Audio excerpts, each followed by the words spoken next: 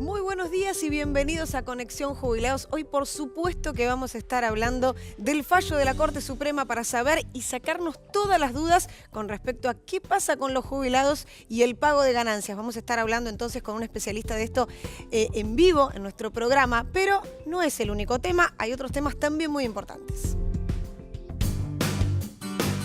La Corte Suprema de la Nación resolvió que es inconstitucional cobrarle el impuesto a las ganancias a los jubilados. Así lo decidió en el caso particular de María Isabel García, quien inició la demanda en Entre Ríos, pero que se proyecta a centenares de causas que tramitan ante el máximo tribunal e instancias inferiores. La decisión ordenó devolverle a la jubilada lo que se le retuvo desde que promovió la demanda en 2015, cuando tenía 79 años. Conforme pasan los años, el organismo presenta una serie de modificaciones, como la pérdida de masa muscular, la disminución de la densidad ósea y la reducción de la movilidad de las articulaciones. Por eso, no hay que ponerse mal, sino simplemente prever qué nos conviene incluir en nuestra alimentación para reforzar lo que necesitamos. En un primer momento puede verse como un simple sistema para alquilar habitaciones, pero en realidad es un modo de vida. Hoy les proponemos conocer cómo funciona este método por el que anfitriones brindan un hogar y comparten tiempo junto con sus inquilinos, con todos los beneficios que vivir en comunidad puede ofrecer. Y ya mismo vamos a hablar de un tema clave en esta semana y que por supuesto los jubilados estaban esperando, y para eso lo invitamos a Adrián Trócoli, el abogado previsional, para que nos saque todas las dudas con respecto a este fallo que los jubilados y los no jubilados también lo estaban esperando, porque podría sentar un precedente de decir, bueno, ¿qué pasa con ganancias en general? Pero primero vamos a hablar de este caso puntual. Adrián, ¿qué fue lo que pasó esta semana? ¿Qué dijo la Corte? Paula, la Corte, lo importante es que fue el primer fallo que saca, es la primera vez que se expide al respecto, y previo a entrar en el fallo, creo que vale la pena decir que lo puso en la agenda, y lo puso en la agenda rápido, desde la demora normal que tiene la Corte. Normalmente la Corte demora 3 años en sacar un expediente novedoso, este ingresó el año pasado y ahora lo están tratando y lo pusieron antes, con fecha de antes de junio, y lo trajeron a marzo. Así que esto indica un interés por parte de la Corte de resolver estas cuestiones. Eso no es poco.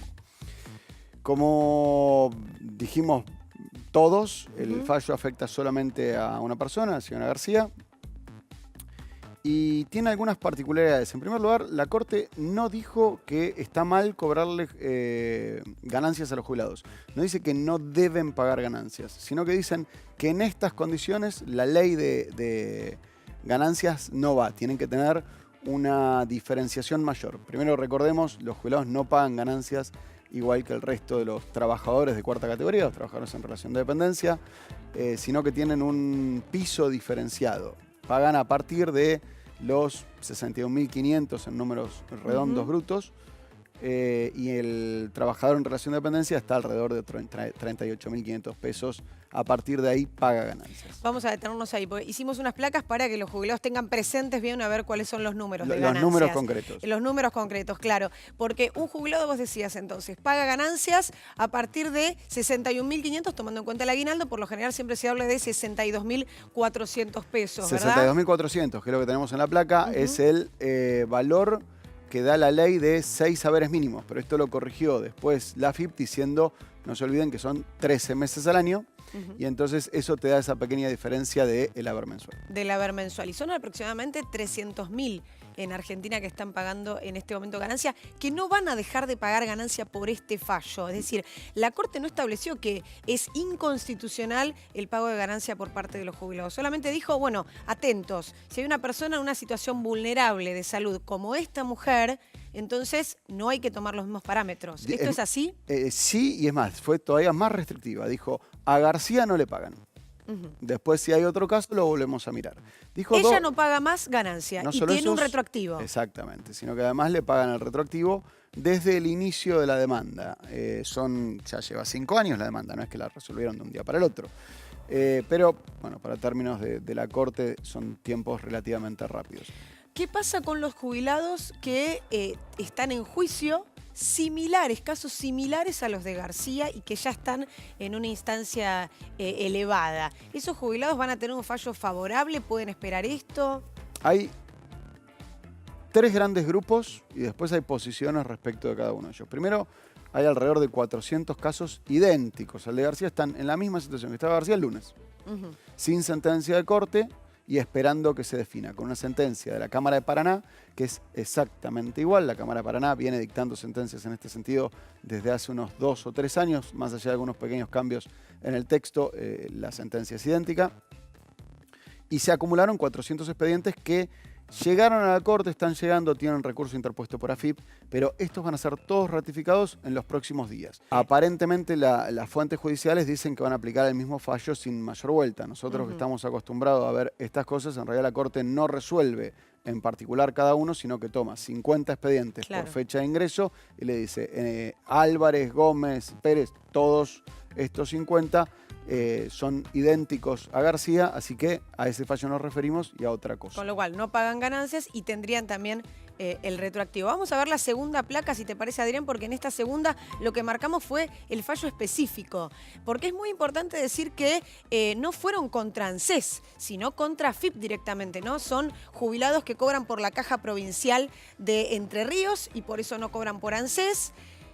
Pero sí el descuento se los realiza AFIP. Y en ese caso, entonces, como vos decías, ¿no? La Corte resolvió que no paga ganancias y que tiene este retroactivo.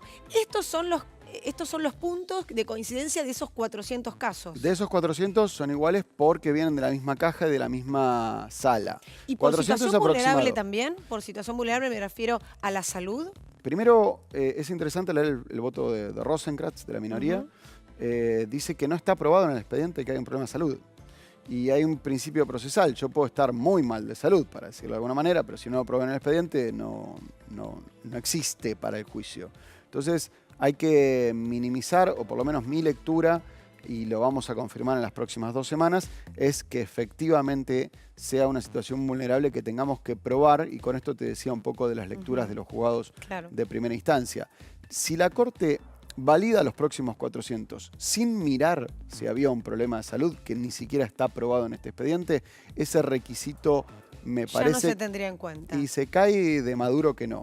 Dijiste un dato que en la placa es interesante. La Corte tomó este expediente en particular principalmente porque no era contra ANSES. No porque era contra una caja, sino porque el órgano que está en condiciones de defender al Estado Nacional es la AFIP. Y tomó este por una cuestión procesal. Hay otros 1000 y pico de expedientes, quizás sean más, que están de la sala 2 de la Cámara de la Seguridad Social, acá en Buenos Aires, que son idénticos, muy similares. Incluso el fallo de Paraná refiere a un fallo de sala 2, el de sala 2 se retroalimenta con un fallo de Paraná, que son contra ANSES. Pero no hay ninguna razón, después de que ya fue bien defendido el Estado por el órgano competente, no se extienda a estos otros. Entendemos que la Corte va a demorar un poco más en sacar esto, porque sí tiene que hacer una pequeña modificación, no puede simplemente decir que son idénticos, porque no son idénticos, son muy parecidos, el resultado va a ser el mismo. Pero si falló a favor del jubilado en relación a AFIP, también fallaría a favor del jubilado en relación a ANSES. Esa sería la lectura. Es absolutamente imposible que distinga solo por la caja o contra quién fue, porque la Corte se estaría metiendo en un problema procesal grave. Y el tercer grupo, los jubilados que no tienen juicio, que no iniciaron juicio, que están pagando ganancias actualmente, tendrán que esperar esta instancia que citó, ¿no?, la Corte Suprema al Congreso a decir, saquen una ley. Tienen 2 opciones. La primera es esperar una ley y la otra es iniciar un juicio. Yo espero profundamente que la política, bien entendida, levante el guante y saque un proyecto razonable. La verdad es que lo que escuché de los proyectos que vi que andaban en danza, no estoy muy seguro de que sean razonables. Te doy un ejemplo, hay un proyecto que habla de que no van a pagar los mayores de 80 años. Y a los 79 no soy vulnerable, a los 80 sí. Parece sin gradualidad, tengo un 30% de descuento a un 0 de un día para el otro. Parece poco objetivo, o el objetivo, la pauta objetiva que toman no estaría siguiendo los parámetros que da la Corte, que son más tajantes. Repito, creo que hoy cualquier expediente que vaya a la Corte va a recibir exactamente el mismo tratamiento. Entonces, lo más similar a eso es lo que debería hacerse en la Cámara de Diputados. Y hay otro grupo, que es aquellas personas que iniciaron juicio no ahora, hace 10 años, incluso cobraron parte del juicio y están afectados, como recién en etapa de ejecución, terminado el juicio y en principio cuando cobran, uno puede determinar en un juicio contra ANSES cuánto va a cobrar y recién entonces darse cuenta si está afectado o no por ganancias. Estamos hablando de muchísimos casos. Incluso los casos que cobraron retroactivo, vos lo escuchás seguido, toda la gente que te llama, que me hicieron un descuento de ganancias porque cobré 800.000 pesos. Exactamente. Tenía 800 y me pagaron 600 y demás. Eso normalmente se reclama en los juicios, pero ahora la bajada de línea, por decirlo en un término muy llano, de la Corte es estemos a favor de los jubilados sin dar más vueltas procesales, porque algunos juzgados demoraban 6 meses en lograr la devolución de ganancias y en otros estamos 1 año y medio y entre una cosa y otra todavía no se logra. Así que todas las personas que hace 5 años cobraron un juicio y le hicieron una deducción de ganancias están en mejores condiciones de ir a reclamar esto y también de introducir, si tienen el descuento, en el haber mensual. Este quizás sea el primer movimiento que veamos en tribunales, los expedientes que ya estaban terminados sin haber introducido originariamente el tema de ganancias, pero a partir de ahora no. Muchísimas gracias por habernos aclarado las dudas. Seguramente va a haber más, así que volverás otro día al programa a seguir hablando de este y otros temas, como ya hemos hablado también de reparación histórica en su momento. Muchas gracias. Con esto tenemos para un rato y será cuestión de esperar unos 15, 20 días. Esto me parece es fundamental decirle a la gente, yo sé que vos lo repetís, es feo decirle a un jubilado, pero creo que el mejor consejo ahora es un poquito más de paciencia. Y hablar con su abogado, aquellos que tengan juicio, que no saben en qué instancia están, o si tienen la chance ahora con este antecedente del caso de Entre Ríos, bueno, consulten también con sus abogados. Ellos tienen, por supuesto, la obligación de comunicarles a ustedes en qué situación se encuentran a partir de este fallo. Y los que no tienen juicio, bueno, a esperar un poco más a ver qué es lo que pasa en el Congreso de la Nación, a ver si cambia en algo esa ley. Pero vamos ahora sí a cambiar de tema, pasamos de AFIP a PAMI directamente. ¿Por qué? Porque la nueva credencial de PAMI se va a estar repartiendo en las provincias norteñas, ¿sí? Recuerde que usted no tiene que hacer ningún trámite para pedir la credencial. Se la dejan debajo de su puerta, no tiene que firmar nada. Lo único que tiene que hacer es, una vez que la tenga en mano, activarla. La activa, recuerde, en el 0800 de PAMI o directamente por la web de PAMI. Tiene varias características muy particulares que son importantes, que van a cargar con sus datos y ese código QR que va a ser la clave. Este año conviven las dos credenciales, la vieja y la nueva. Si recibe la nueva, se la tienen que aceptar en todos lados. A ver, vamos a ver el mapa para entender en qué provincias entonces va a comenzar desde mañana a repartirse la nueva credencial. Chaco, Corrientes, Formosa y Misiones. En esos lugares entonces ustedes las van a estar recibiendo. Recuerde que tiene 90 días corridos para recibirla a partir de mañana si reside, si vive en esas provincias. Luego de los 90 días, si no la recibe, entonces sí puede hacer directamente el reclamo en una sede de PAMI. Y nunca me canso de reiterarles que no tienen que hacer absolutamente ningún trámite, nadie los va a llamar, no le van a mandar un WhatsApp, no les van a mandar mail, directamente por debajo de la puerta la está recibiendo y solo tiene que activarla. Y ya que estamos hablando de la obra social de los jubilados, hablamos entonces de salud y de cómo ganar calidad de vida. Sin duda, la pata fundamental, además del ejercicio, también es una buena alimentación.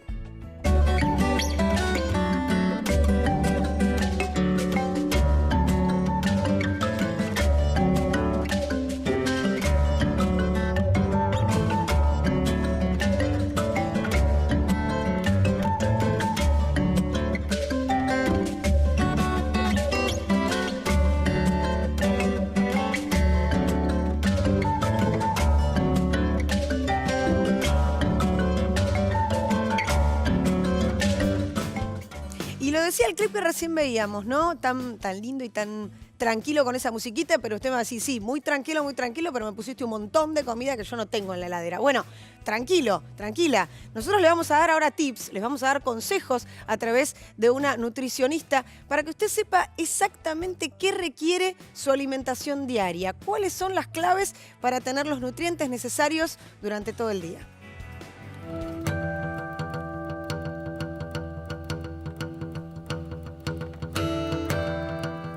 Es muy importante cuidar ciertos aspectos en la tercera edad. Pensar en que uno tiene que cubrir ciertos, por ejemplo, pensar en el cerebro, pensar en el corazón, pensar en los huesos, pensar en la digestión, pensar en la memoria. Todo eso implica ciertos grupos de alimentos que no tenemos que dejar de lado. Por un lado, pensar que cuando uno va creciendo en edad, tiene que achicar la porción, porque el metabolismo se enlentece y también tendemos a tener tal vez más gustos por cosas ricas o tenemos menos orden en la casa, a veces nos quedamos solos y no cocinamos tanto, entonces compramos comida afuera.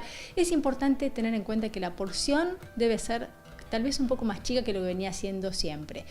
No saltear comidas, racionarlas, no pasar más de 3-4 horas sin comer y tal vez pensar que la comida de la noche tiene que ser la más liviana porque hay una digestión seguramente más lenta y eso a la hora de irse a acostar no es bueno. Pensemos en el músculo. La proteína es fundamental para una buena regeneración muscular y en este aspecto de las proteínas uno tiene una amplia gama. Tiene la proteína animal o la proteína vegetal. Si pensamos en proteína animal es el pescado, que es muy fácil digerirlo, en el pollo y en la carne roja, que es la principal fuente de hierro. El huevo es un alimento barato, accesible y fácil de utilizar en muchas comidas, muy versátil. Y también podemos pensar en los lácteos, que son lácteos descremados especialmente, porque habitualmente los abuelitos o las personas mayores ya vienen con algún problema de colesterol o de presión alta y demás. Entonces, tener en cuenta que todo ese grupo de alimentos, proteínas del mundo animal son posibles y si no, incorporar las proteínas del mundo vegetal, que serían las legumbres, los cereales integrales, algunas verduras que tienen algo de proteínas y pensar en ser muy integrales a la hora de comer. No pasar más de, pensar que tiene que haber o cerdo, tal vez como una porción de proteína magra, dentro de cada una de las comidas, en una de las dos comidas principales, una porción de proteína o de carne o de pollo, de pescado, huevo, legumbres, cerdo o por qué no algún lácteo dentro de la comida principal. Eso por un lado. Después la fibra, que es importante para la digestión y para combatir el estreñimiento, que es muy frecuente en personas mayores. Entonces, si uno piensa en fibra, tiene que pensar en verduras, en frutas, en cereales integrales, en el salvado de avena, en el salvado de trigo, en la quinoa, en la chía, todos elementos en los frutos secos que tienen un buen aporte de fibra y además tiene otros elementos como son minerales importantes a esta hora en la edad de los adultos. Y cuando pensamos también en el corazón y en el cerebro, pensemos en el omega 3 que está presente en los pescados, especialmente los pescados azules, como es el atún, el arenque, la sardina, la caballa, el salmón, si el que se puede comprar cada tanto. Y estos son alimentos muy ricos en omega 3 que son muy importantes para la memoria, para el corazón, para nuestras arterias. Y si los podemos comer por lo menos 2 a 3 veces por semana, sería muy interesante. No tenemos que olvidarnos de los lácteos. Los huesos de nuestros abuelos y nuestras personas de adultos mayores son bastante frágiles, entonces tenemos que darle la porción adecuada de 3 lácteos al día. Un vaso de leche, un vaso de yogur y una porción de queso. Con eso estamos cubriendo los 1000 miligramos, 1200 que necesitamos diariamente. Habitualmente eso no sucede, hay que estar atentos para no olvidarse.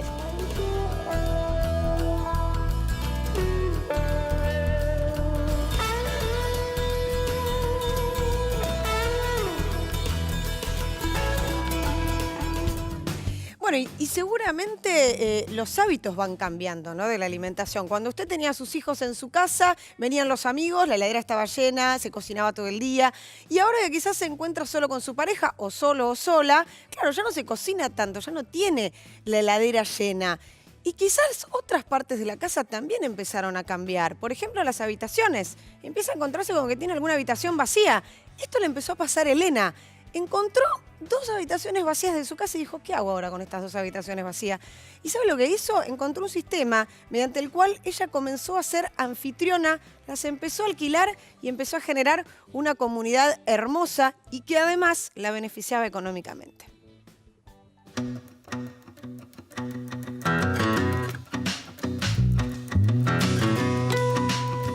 Unos amigos míos que viven en Estados Unidos un día me llamaron por teléfono y me dijeron, fulana va a hacer una pasantía a Buenos Aires, quiere vivir con vos porque tenés un cuarto. Bueno, soy de Tucumán, aunque los últimos años me mudé a Chubut, y vine a Buenos Aires a continuar mis estudios de música en la Escuela de Música Popular de Avellaneda. Nosotros básicamente lo que hacemos es conectamos una persona que quiere una habitación por una estadía mayor de un mes y una persona que tiene una habitación libre y que no la usa.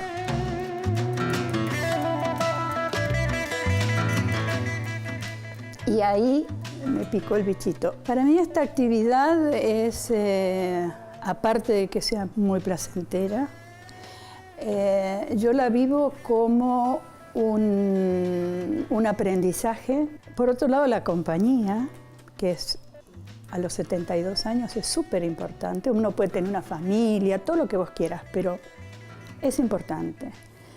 Así que yo esta actividad la tomo como un crecimiento que espero que sea mutuo, que el que se va de acá se lleve tanto como me dejó, digamos. Alquilar un departamento se me complicaba mucho por el tema de la garantía y además que eran muy costosos. Y buscando en internet encontré la página de Space Rooms y me pareció mucho más práctica y me gustó de la página que tenía la opción de que a la vez vos podías saber el perfil del anfitrión.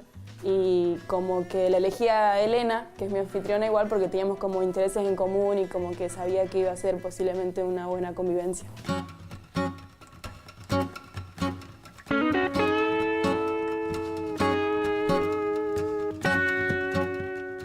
Me pongo a pensar que tengo un departamento que ya no tiene hijos, porque tienen 40 ya y tienen sus hijos. Como capital tengo el departamento y mi actitud de anfitriona, y entonces abro la casa. Y ahí se juntaron dos capitales importantes.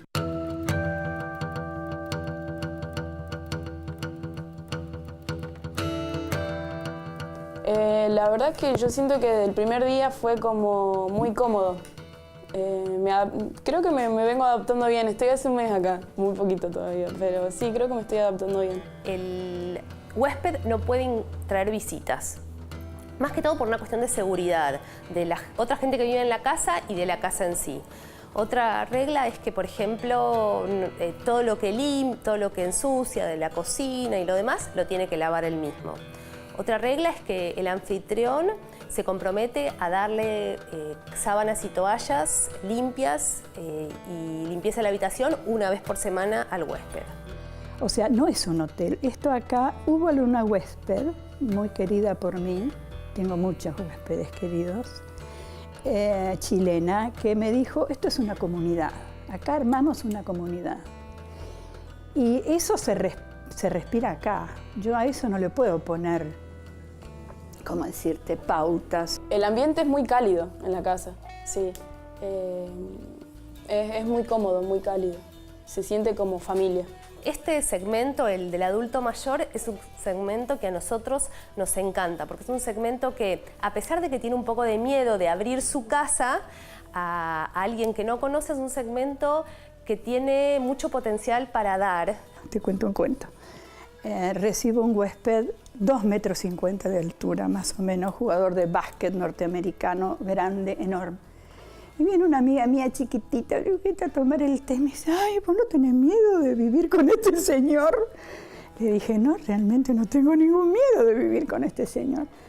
Hay mucho prejuicio.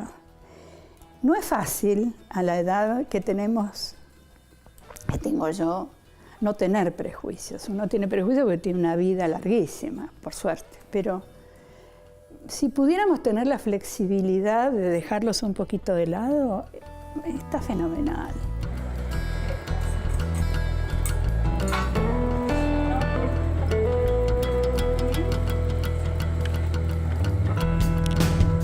Y ahora sí nos vamos a un muy breve corte, pero como siempre no los dejamos solos, nos dejamos jugando a ver con esta adivinanza. ¿Quién es el que bebe con los pies? ¿Quién es el que bebe con los pies?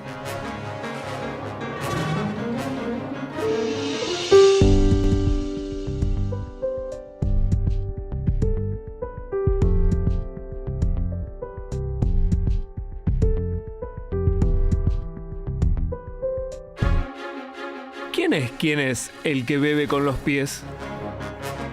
El árbol.